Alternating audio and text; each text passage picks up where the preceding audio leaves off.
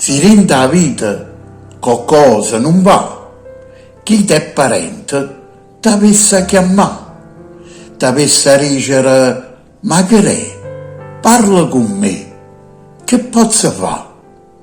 Quando stai male e la salute non c'è, chi ti è parente ti avesse aiutato, invece no, e come sempre non ce n'è uno e chi sti fatendo. Se la vita va buona oppure non va, sono sempre i primi a tagliare capo.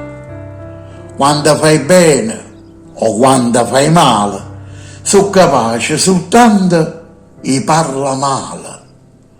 Quando hai bisogno e un poco aiuto, sono tutte ciecate, surde e mute. Quando voi non ci stanno mai, e gioia o guai su cacchio tuoi. Se stai a casa senza lavoro, nessuno in loro che ti dà un euro. Pure si muore, non è un problema, e mai nessuno ti dà una mano. I più cattivi che stanno in città sono sempre i parenti, non c'è che fa. Secondo loro sono sempre i migliori, invece per te sono sempre i peggiori. Ma come fanno a fare fatica, a girare la faccia e a far finta di niente?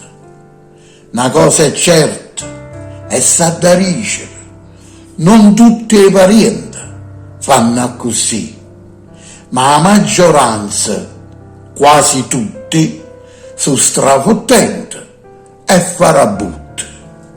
A chi di voi non è capitato e aveva per parente un grande fatente?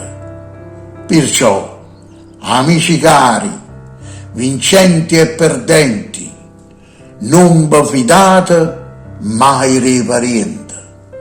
Fatte eccezione per poca gente, su tutte cattive, balanuse e serpienti.